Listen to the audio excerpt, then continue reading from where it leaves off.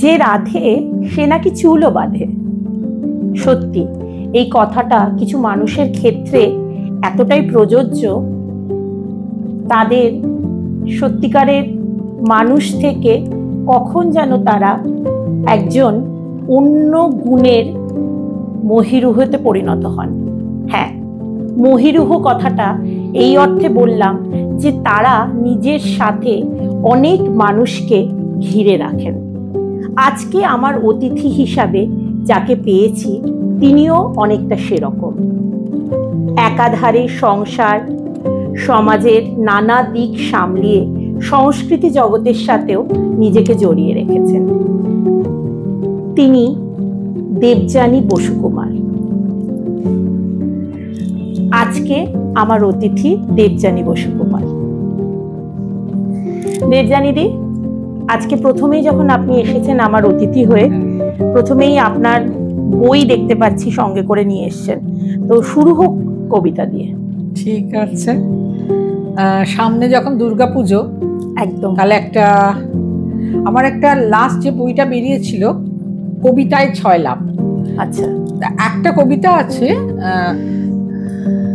দুর্গাপূজার 10 কাহন, মানে মহালয়ার পরের দিন থেকে আর দশমী অবধি প্রতিদিন মা দুর্গা কি ভাবেন, শিব কি ভাবে, আমরা মর্তের লোকেরা কেন ওনাকে তো আমরা মেয়ে হিসেবে নিয়ে আসি, একদম আমরা কি ভাবি, এইরকম 10টা। কিন্তু অত বড় তো পড়া যাবে না, আমি দুটো মাঝখানে পড়ছি, বেশ মজা লাগতে পারে। চতুর্থী আর পঞ্চমীটা পড়ো। আর চতুর্থী, বাক্স প্যাটরা গুছোতে গুছোতে দুর্গা ভাবে মনে, এই কটা দিন কি যে করবে বউ না থাকলে ঘরে, বউ পাগলা বরকে নিয়ে হয়েছে শতেক জ্বালা, বউ বিহনে গণেশের বাপ হয়ে থাকে মন মরা। আজ দেবী পক্ষের পঞ্চমী, বাপের বাড়ি যাবে বলে দুর্গা সাজগোজ শুরু করে, উদাস হয়ে ভোলানাথ তার পায়ে পায়ে ঘুরে ফেরে, মন খারাপের কষ্ট ভুলতে এলোমেলো কথা বলে, অকারণে শিব শোনো শোনো বলে দুর্গাকে কাছে ডাকে, কুচি ঠিক করে টাকা গুজে দেয় সাবধানে যেও বলে, এমন শিব হয় না কেন সবাকার ঘরে ঘরে। বাহ, একেবারে মানে বাস্তবের মেলবন্ধন।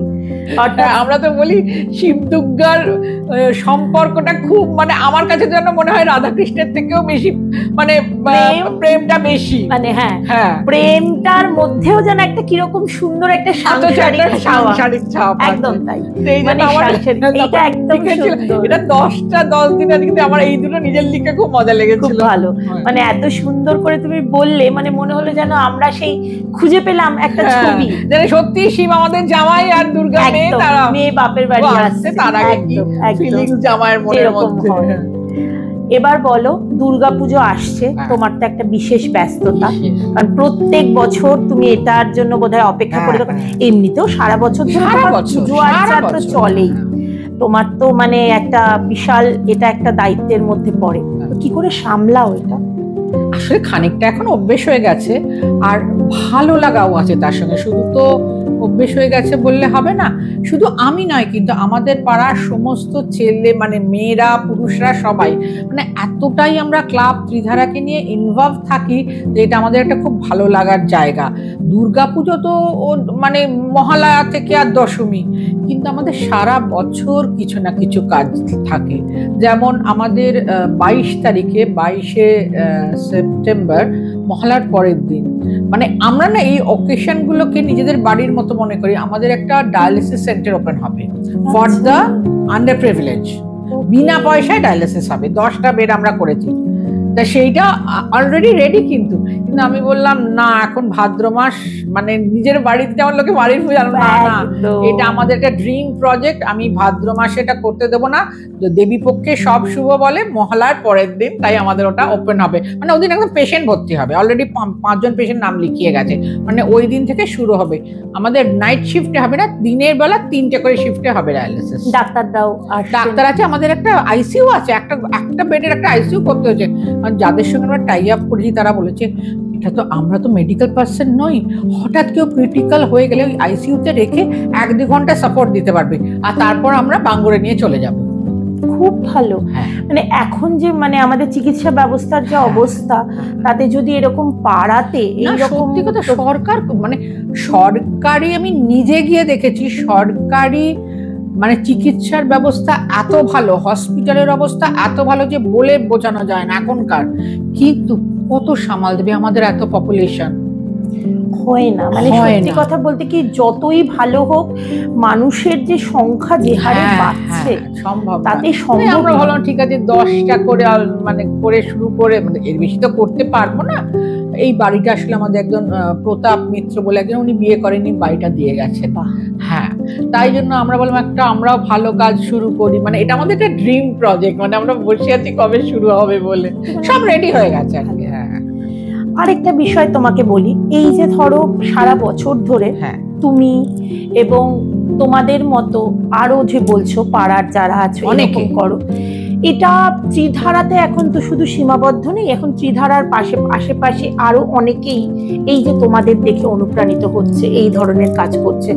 এইটা কি তুমি বলবে কি শুধু দক্ষিণেই কি এটা সীমাবদ্ধ, নাকি উত্তর, মধ্য, পূর্ব সব কলকাতাতে এই জায়গা? এটা আমার আইডিয়া নেই উত্তর পূর্ব, তবে যদি আমাদের দেখে কেউ অনুপ্রাণিত হয় বা এইরকম কাজ শুরু করে, আমি শুধু ডায়ালিসিসের ক্ষেত্রে বলছি না, নানান রকমের, তাহলে আমি বলবো আমরা মানে এর চেয়ে খুশির খবরের কাছে নেই। কারণ সত্যি তো আমাদের কতটুকু লিমিটেড ক্ষমতা, এরম ভাবে যদি সব মানে ক্লাব এগিয়ে আসে একটা একটা করে, আমি বলছি না সবাইকে সবটা করতে হবে, আমি যদি এগিয়ে আসে না অনেকটা কিন্তু ইজি হয়ে যাবে। মানে পাড়ায় পাড়ায় মানে গরিব মানুষের না, আমাদের যেমন একটা মেডিকেল সেন্টার চলে ত্রিধারা, একদম কোনোদিন গেলে দেখতে পাবে, শুধু বোধহয় সপ্তাহে 2 দিন চলে না, রবিবার আর একটা মাঝখানে দিন, সব ডাক্তাররা বসেন, লাস্ট 40 বছর তো চলছে। 40 বছর একদম বিনা পয়সা ওরা আসে, ডাক্তার দেখায়, আমরা ওষুধ দিয়ে দিই, টেস্টের ব্যবস্থা করে দিই, 40 বছর চলছে। বাহ, মানে এখানে যে মানুষেরা আসেন তারা একদম বিনা পয়সায়, একদম বিনা পয়সায়, ডায়ালিসিসও একদম বিনা পয়সায়। বাহ, শুধু আগে থেকে নামটা নথিভুক্ত না, নাম তো একবার নথিভুক্ত হয়ে গেলে তো নতুন নাম, পেশেন্ট নাম মুশকিল, কারণ তো মানে চলতেই থাকবে, এটা তো একটা প্রসেস। মানে সপ্তাহে 3টে করে তো মোটামুটি দিতেই হয়, দেখা যায়। এবার একটু অন্যদিকে যাই, তুমি তো শাশুড়ি হয়ে গেছো, জামাই মেয়ে নিয়ে তোমার ভরা সংসার, জামাইও অভিনয় জগতের সাথে যুক্ত, মেয়েও অভিনয় জগতের যুক্ত, মেয়ে তো খুব ভালো কাজ করলো রাসে, আমরা সবাই দেখেছি, মানে এত সুন্দর একটা কাজ, আগেও ভালো ভালো কাজ করছিল, নাচের জগৎটা তো রয়েছে, তো কি করে ব্যালেন্স করো? মানে তোমারও তো ব্যস্ততা রয়েছে, মেয়ে ব্যস্ত, জামাই ব্যস্ত, দাদা ব্যস্ত, এই এতটা ব্যস্ততার মধ্যে কোয়ালিটি টাইম পাও? এই কখনো কলকাতার বাইরে বেড়াতে টেড়াতে যাই। রিসেন্টলি বেড়াতে গেছিলে কোথাও? না, সে তো বন্ধু পাড়ার ক্লাবের মহিলাদের নিয়ে গেছিলাম। তবে আমরা যেমন গত বছর গেছিলাম আজারবাইজান, বেড়াতে নয় কিন্তু, সেটা দেবাশিসকে ডেকেছিল COP29-এ বক্তৃতা দেওয়ার জন্য, কিন্তু ওখানে কিন্তু জামাই যেতে পারে না, ও তো সিরিয়াল করে, সিরিয়ালে ছুটি পাওয়াটা সত্যিই খুব মুশকিল। তবে হ্যাঁ, গত বছর আমরা কাশ্মীর গেছিলাম, আমার বোনেরাও এসেছিল ইংল্যান্ডে, মানে একদম 7 দিন আমরা খুব কোয়ালিটি টাইম স্পেন্ড করেছি।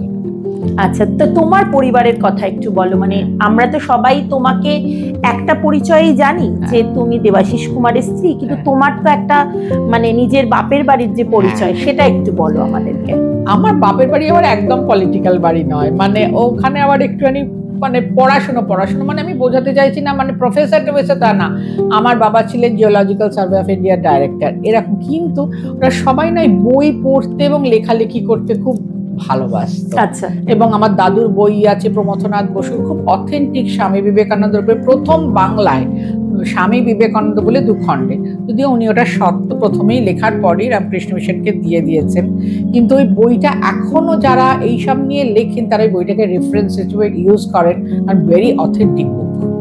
আমার বাবা ছোট কাকারও আছে শ্রীরামকৃষ্ণ পরিকর প্রসঙ্গ বলে একটা বই, যেমন মেজ কাকার আছে একটা কবিতার বই। আমাদের বাড়িতে একটু সবাই একটু মানে পাস টাইম হিসেবে আমরা বইটাকেই ভালোবাসি, মানে বই নিয়ে যে চর্চাটা সেটা তোমার আছে। আমার পিসিদের মধ্যেও ছিল, মার মধ্যে, মানে মা রয়েছে না? আচ্ছা, আর তোমরা কয় ভাই বোন? আমরা 2 বোন, আমার বোন থাকে ইংল্যান্ডে।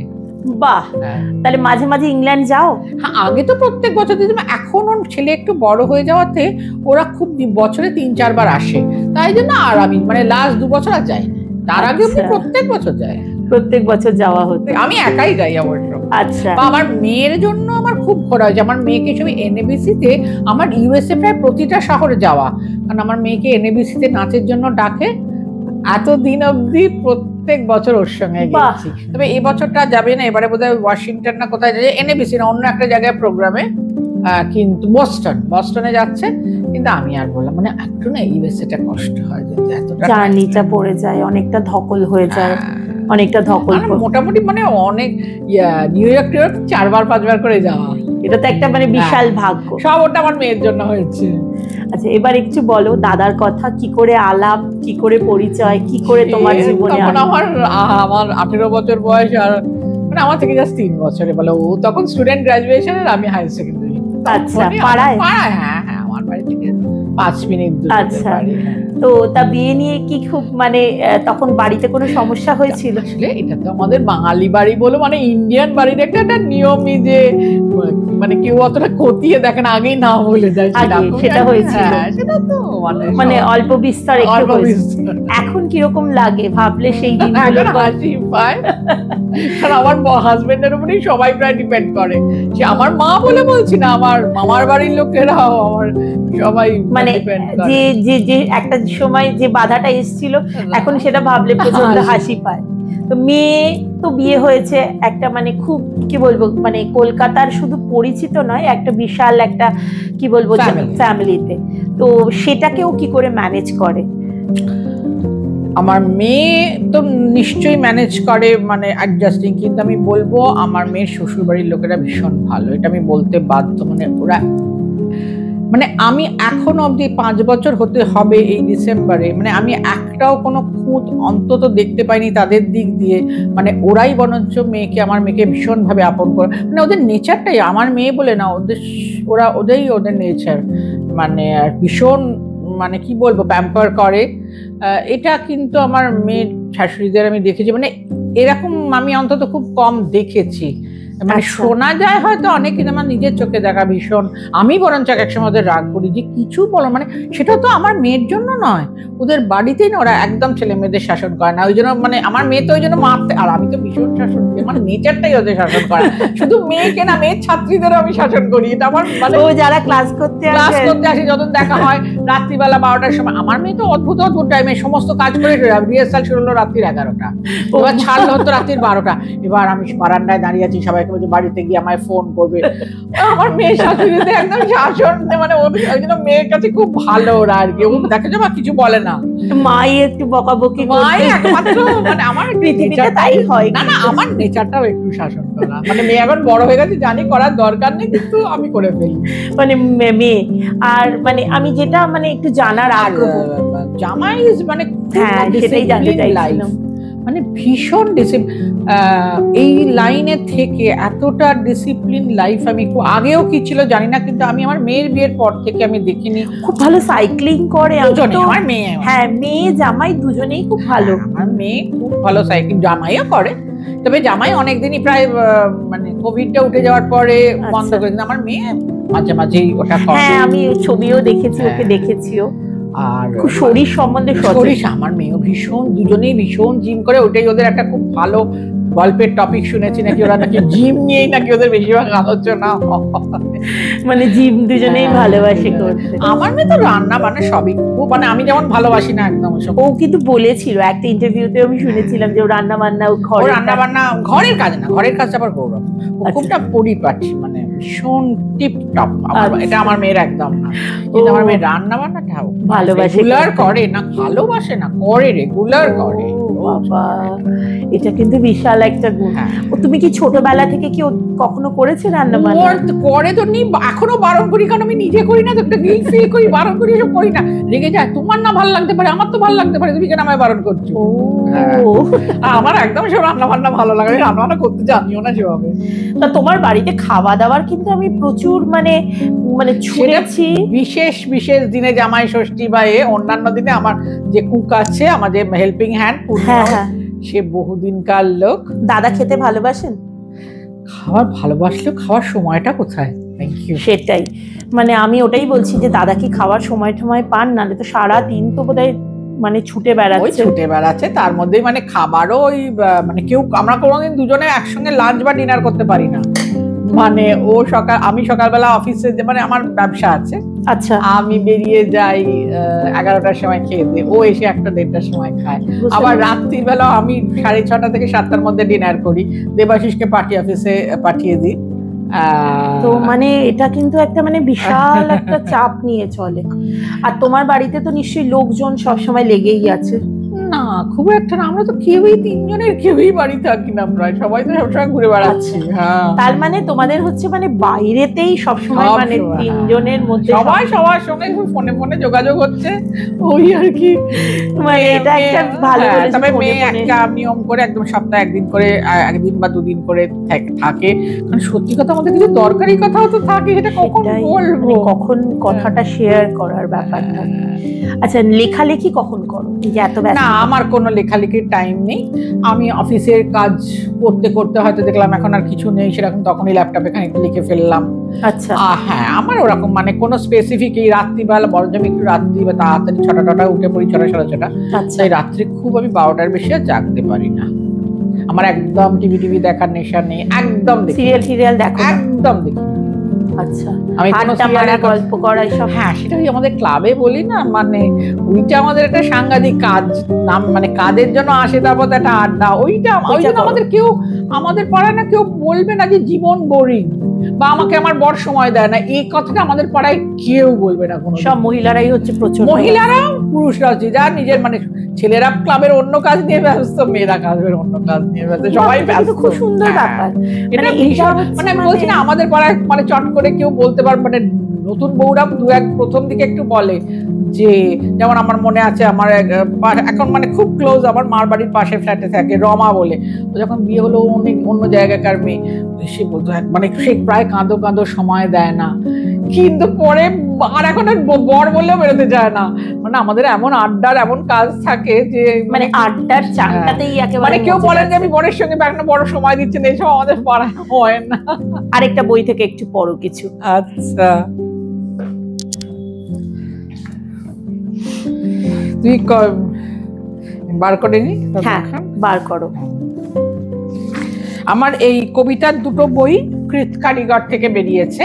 আচ্ছা, আর আমার একটা গল্পের বই বেরিয়েছে দেবসাহিত্য কুটির। আচ্ছা, আর বাকি 4টে গল্পের বই, যেমন পরনিন্দা, পরচর্চা, এই পরচর্চা, পরনিন্দা, গাল গল্প, বাচ্চাদের একটা গপ্প আর একটা অশরীরীদের নিয়ে ইহকাল পরকাল, এই 4টেই আমার পত্রভারতী থেকে বেরিয়েছে। পত্রভারতী থেকে। আর পুজো নিয়ে কি প্ল্যান? এই পুজোর সময় আমার আর একটা কৃত কারিগর থেকেই বেরোবে, দেবাশিস সাহু আর কি, মানে উনি পাবলিশার। আমার বইটার নাম হচ্ছে কবিতার খাতা। আমার দ্বাদশের দিন কবিতার বইটা বেরোয়। আচ্ছা, আর ওয়ার্ল্ড বুক ডেতে আমার গল্পের বইটা বেরোয়। বাহ, ওয়ার্ল্ড বুক ডে। হ্যাঁ।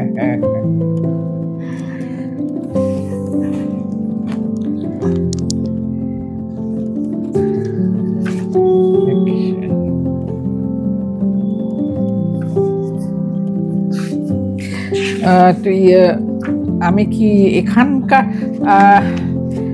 একটা পড়তে পারি? আমার না আর কি লেখাগুলো একটু মানে আমি যেখানে বসি, যেমন এখানে আমার একটা কবিতা আছে নীল বলে, আমি নীল নদে ওই যেটা ক্রুজ হয় দেখে বসে লিখেছিলাম। এটা পড়ো। ওটা পড়ো? হ্যাঁ, পড়ো, নিশ্চয়ই পড়ো, যেটা তোমার ভালো লাগে সেটাই পড়ো।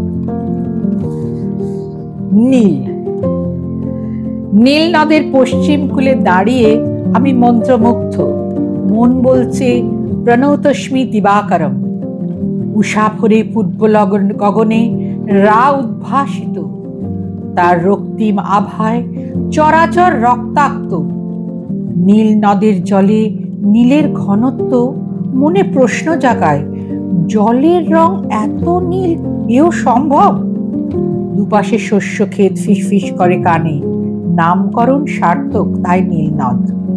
টাঙ্গানাইকা হ্রদের জন্ম তানজানিয়ায়, নীল নদ তখন শিশু, তারপরে দুরন্ত এক বালক উগান্ডায়, ছটফটে এক কিশোর সুদানে, ইথিওপিয়ায় সুদর্শন এক যুবক, মিশরে যখন তখন প্রৌঢ়ত্ব আগুয়ান।